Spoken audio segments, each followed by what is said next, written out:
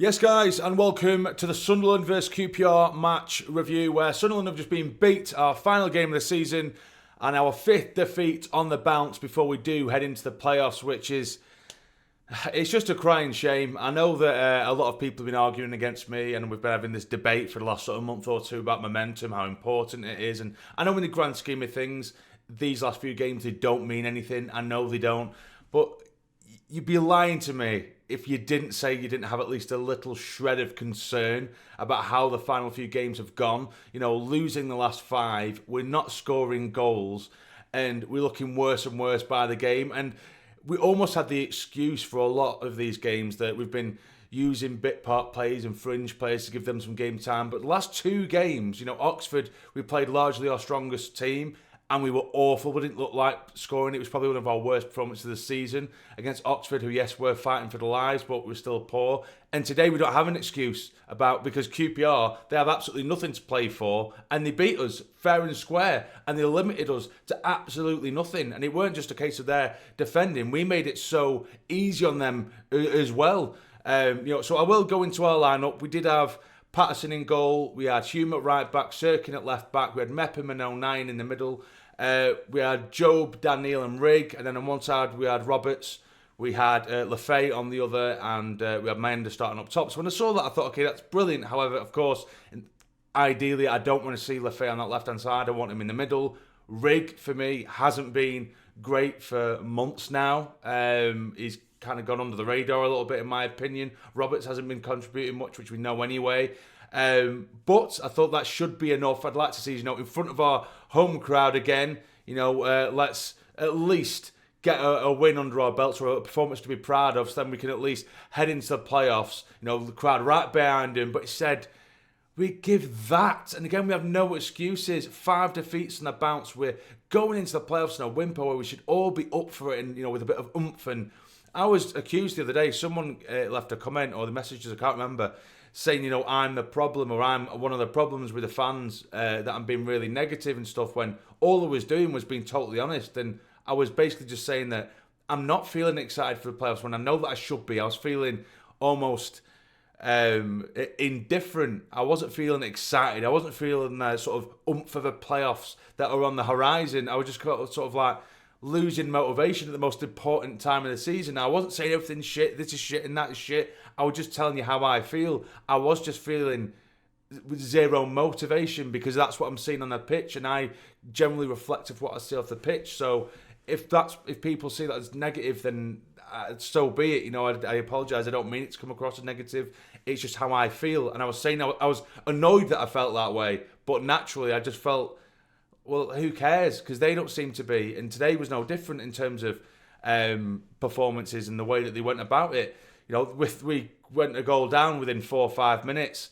They worked the ball down the right-hand side. Sirkin was very, very poor. I think going forward and defensively was horrendous today, Sirkin. His first start in a while, which, you might be able to give him a little bit of leeway, but he's just positionally all over the place.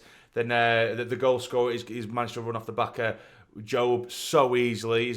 Job's taken his eye off him. But equally, Mepham, who I think's probably our best centre-back, he just, for some reason, because they got it down to the right-hand side, and when they cut it back, Mepham decided to sit so deep on sort of the edge of our 6-yard box when the rest of our line was considerably in front. He didn't have to be that way. So then if he did step up a couple of yards, Mepham, he could have even met the lad who put the ball in the back of the net, but he said he's on the 6-yard box for some reason. The lad's got acres of space and he buries it. It's a good finish to make it 1-0.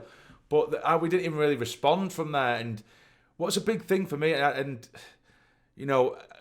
I know that you're not going to get the sort of natural intensity that I keep on repeating myself, the natural intensity of a game that was really worth fighting for.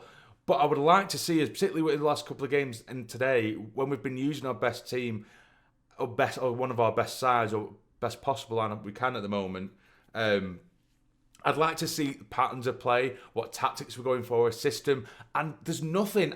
It just looks so hopeful. And a frustration for me that I said online, I don't know whether you follow us on X or Twitter or whatever, but one glaring issue for me is, so when we're defending, we usually go to almost like a 4-4-2. It's like a flat 4-4-2 with Rigg and Mayenda pressing, or somewhat pressing, against their back line, and then Neil drops with Job into the centre of the pitch. But when we've got the ball, what's been happening today, usually it's Dhannoo who's the sort of number 6, But it was Job who was doing that today. He was almost as the 6, and when we were in possession, we picked it up. Job would get the ball, and then usually you'd have like a Rig or a Dan Neil a bit further forward.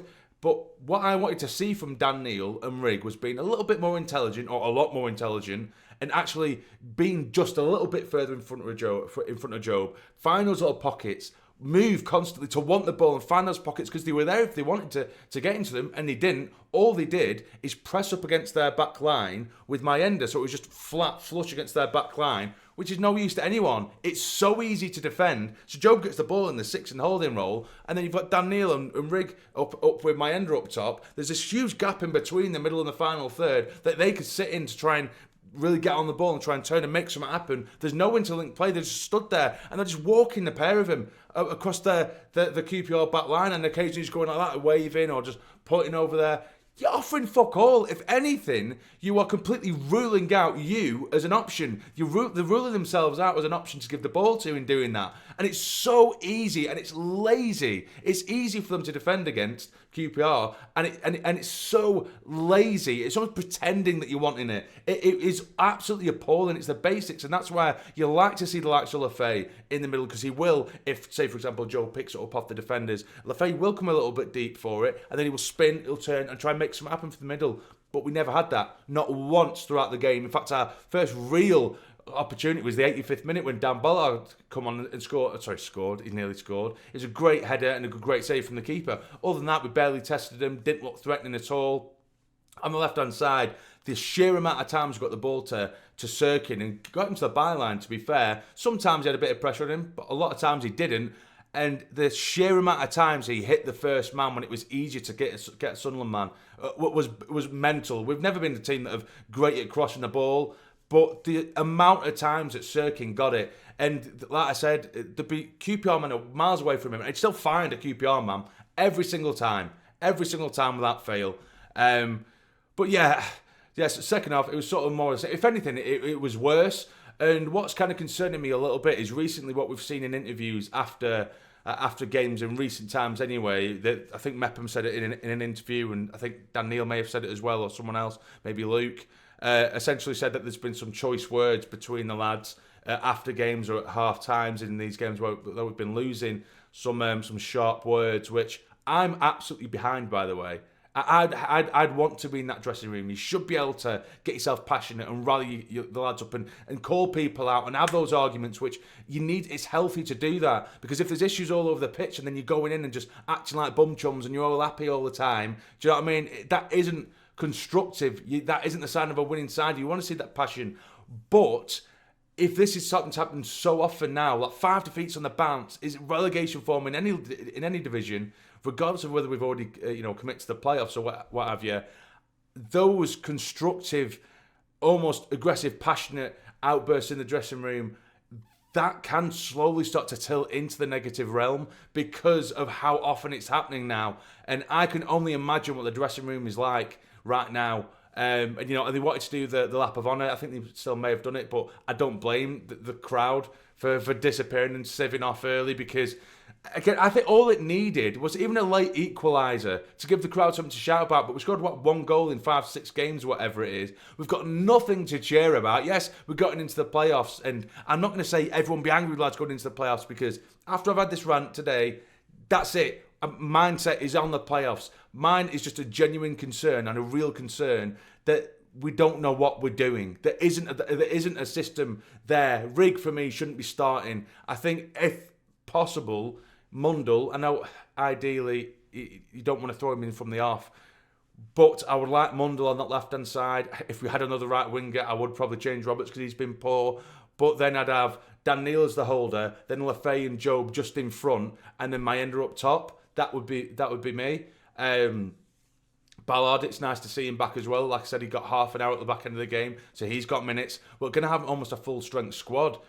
But regardless, I think we need to have a system that they understand and what they need to be playing it properly, and they need to, all of them, stand up and be accounted for. And when I say that, I mean, like, for example, the Dan Neil and the Riggs, who it's so easy to just stand up against their back line and be accounted for by QPR players, to be marked, to make it look like you're in an attacking position and making yourself available when you're not. You're writing yourself off the game. they need to grow a pair of bollocks, want the ball, and I'm just hoping that they don't shy away and start doing shit like that and don't give 100% in the playoffs. We need to see this press back again because that dissolved months ago.